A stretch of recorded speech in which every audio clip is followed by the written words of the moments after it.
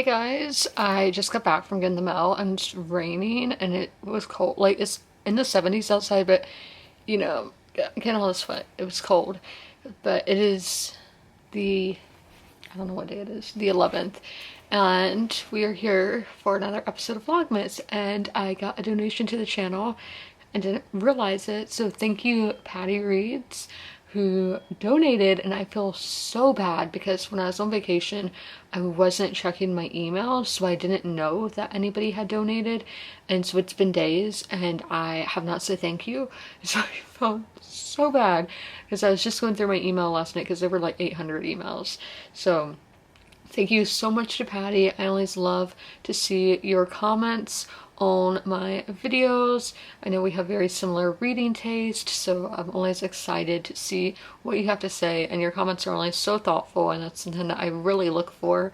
I know I guess I'm not really looking for anything in the comments, but I love when people are just thoughtful and have good things to say, add good things to the discussion, because that is one of the reasons, that is the main reason why I got on BookTube or on, social media. But really BookTube is because nobody in my life was reading at the time, and nobody was reading the kind of books that I was reading. So I didn't have anybody to talk about what I was reading with. And that was just really like disheartening, not having anybody in my life to talk to about what I was passionate about. So that's why I did come to bookish social media. I can never say bookish social media, too many S's, I guess. I had nobody to talk to, so I came onto the bookish social media and started talking to people and meeting people and getting to do these videos and talk about what I'm reading with you guys. So you guys are only so important. I am only so excited when I get a comment, and especially when it's just thoughtful, thought-provoking comments that I can actually reply to. I'm like, yes, this is why I'm here. It makes me so happy. So I did want to say thank you again to Patty, and I am so sorry that it took me so long to see, because I feel really bad that it took me like half a week to see that email. So thank you so much. It truly means a lot. And thank you for watching my videos. I'm aware that I have y'all in like an awkward place for this video. It's just because my camera battery is low and I don't want to put it on the tripod when I'm missing. I have to take it off to go charge it. So I did get a package today from Simply Splendid in Belmont, North Carolina. And it is this book that I remember seeing this in bookstores back in the day. And when I'm looking at this writing style looks very interesting. I did not know it was like that, but it had a different cover back when I was first seeing this book. And then I saw a description of it on, I think it was TikTok the other day. And I was like, yeah, I want that. So I got it on eBay. eBay is like online thrifting for me, but this is Everyone Knows Your Mother is a Witch, a novel by Rivka Galchen. I love this cover. This is not the cover that I used to see. This one is so much better. I love the colors and everything. So this is drawing on real historical documents and infused with the intensity of imagination, sly humor, and intellectual fire for which Rivka Galchen is known for. Everyone Knows Your Mother is a Witch touchingly illuminates a society and a family undone by superstition, the state, and the mortal convulsions of history. So this is taking place in 1618 in the German Duchy of Württemberg. So but something fun is that, oh, Fred, he just knocked all this off the bed. Okay, they sent me some stickers. Like, look at this one, guys. Look at that little froggy. Oh my gosh, it's so cute. And I'll never forget how wildly capable you are. These are the cutest little stickers ever. I love them. Camera is charged. Welcome back to the tripod lifestyle. So I did go to Target, and Penny just opened the door, so I'm sorry the TV is really loud in the other room. But I went to Target. I didn't buy like any bookish things or any home decor. I just got groceries because you need groceries to survive, and I have my food cooking. It's gonna be a good taco night. I do tacos about like every other week. My dad went to get food after Target though, and on the way he got Little Caesars, which I know Little Caesars is like cardboard. And on the way there you have to pass a park, and we're getting hit by a cyclone or something right now. What is it called when it's in winter? It's some kind of cyclone. And that is just, I don't know if I said earlier, we had a thunderstorm today with thunder that woke me up. It was so loud, and when I went to look at my security footage, it lit up the sky, the lightning and everything in the middle of the night. Crazy. But it's still really windy here, and wind only just makes me so nervous. And like, I'm not scared of trees falling on my house or anything, like knock on wood, but of the fence falling down and my dogs getting out or something like that. That is one of my fears. Again, knock on wood that doesn't happen, because that's scary. But back to the story. So on the way to the pizza place, you have to pass a park, which is the park that I went to as a kid, and they do have a little free library there that I haven't been to since like February, so like 10 months. And last time I went there, I did get a book there, and this one, there are so many books, and there were even like toys in there. Y'all are gonna see the short of it in about a month's time, but there were so I guess those were toys that maybe got left at the park and people put them in there to be safe, that they wouldn't get damaged or something. But I was having to hold this huge unicorn Pegasus thing as I'm trying to go through the books, because it was like that big, and blocking all the books. But I got 2 books. The first being, I did put a leaf in there because I told y'all it was so windy. Nobody was at the park. That's why I stopped. And the leaves, like 2 leaves flew at my book. One flew away and one kind of like got stuck with the pages, so I kept it. But this is Scarlet, the sequel to Margaret Mitchell's Gone with the Wind by Alexandra Ripley. So I have read Gone with the Wind, and I want to read the sequel because I'm curious. Making a sequel to that just seems kind of crazy. I don't even know when this was published. Apparently the publication journey was crazy, according to one of my friends. A Time Warner company, Warner Books, like Time Warner Cable, who knew they had a publishing company? This was published in 91. That's like 60 years after the original. I don't know if this is about Scarlett or her daughter. I don't remember, but yes, it does look kind of dirty, but the inside pages are fine, because I was like, if the pages are dirty on the inside, I won't pick it up, but the pages inside are fine. And this also has this, who the book belonged to, so it came from Hurricane, West Virginia. But yes, this is the leaf that I got from the park. The next one I got, I didn't even read the description. This is just an auto by author for me, but this was free. So this is by Jennifer Weiner, Who Do You Love? I loved Mrs. Everything by this author. Let's see what this one's about. So an unforgettable story about true love, real life, and second chances. Rachel Bloom and Andy Landis are just 8 years old when they meet one night. Oh my, this is one of my fears in it. One night in a ER waiting room. Born with a congenital, I don't remember how to say that, heart defect.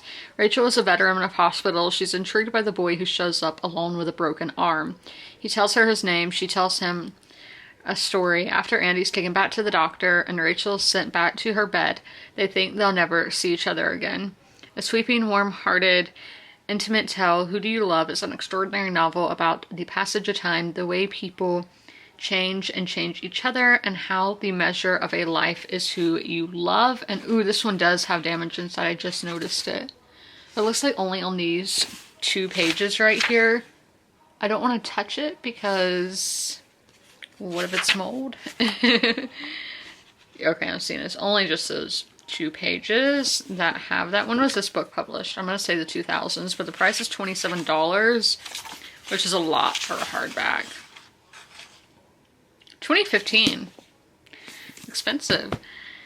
But those are the books that I got at the Little Free Library. Obviously, I'm going to update y'all on my reading later, but I did want to just show y'all what I got at the Little Free Library at the park. And that's all I have to tell you.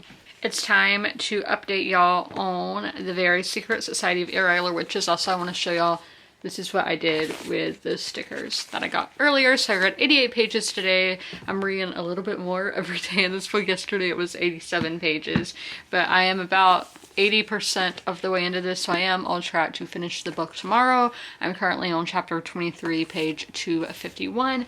I have my notes right here, so I started on chapter 15 today, and I'm back to hating on the character of Jamie, and it feels so wrong hating on the character of Jamie, because we also have Jamie Fraser in this book, who I absolutely love, and I think is one of the best characters ever written. And then in this, it's the complete opposite. I don't think he's one of the worst ever written. I don't know if I want to go that far, but I think it's poorly written. So Jamie's character work is all over the place. It's just his emotions are so sporadic, which, yeah, that is how it is for some people. But I don't think the book really justifies his emotions being that way.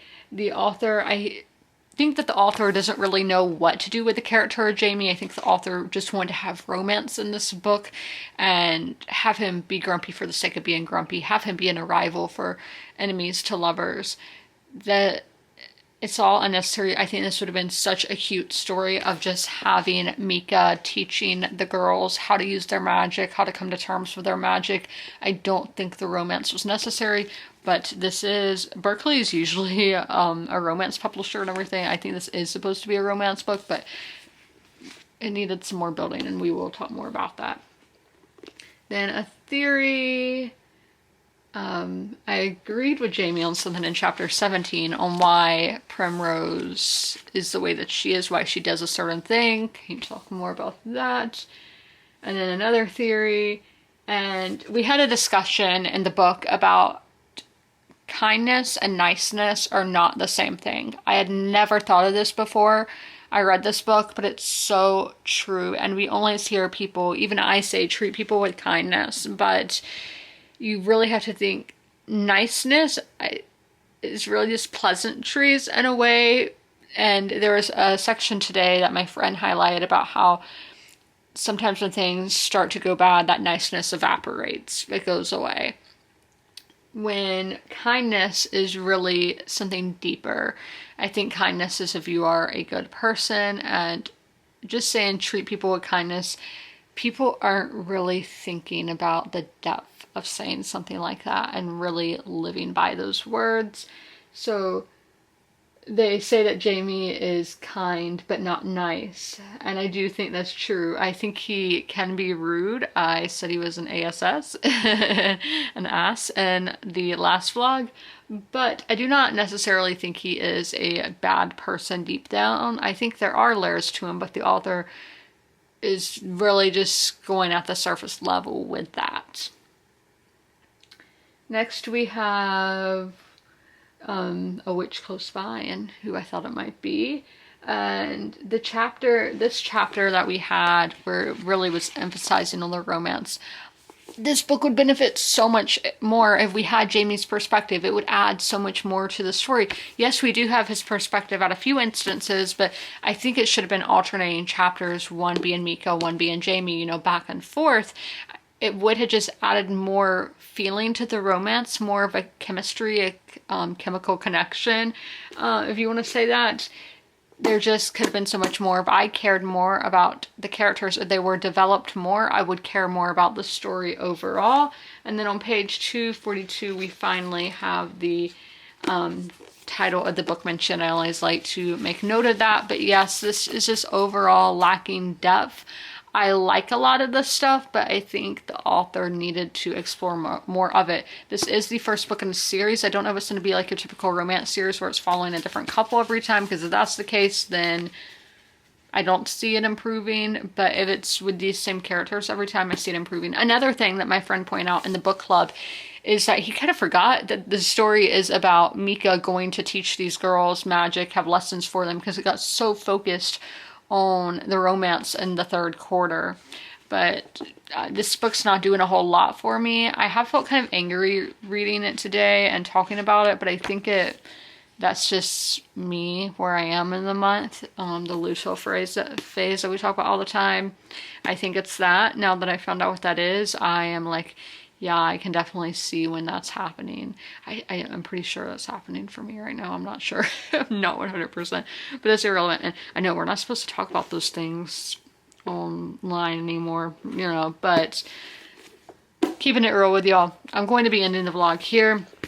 Oh, I did finish Rome season 1. I started season 2 today, and it really like, no, that might be kind of spoilery. But yeah, the last episode of season 1, it had me so shook. It was like a 5-star book for me. After I finished, I'm just staring at the wall. I was eating my lunch, eating pasta, Italian food while watching Rome, and I was just like, wow, wow. I'm staring at the wall right now. Wow, that really happened. It did. But I'm going to end the vlog here. I hope you guys enjoyed. If you made it all the way through, leave a Christmas emoji in the comments below. And as always, comment, rate, and subscribe. And don't forget to ring that notification bell to be notified when all my videos go live. I'll see you in my next one. Bye!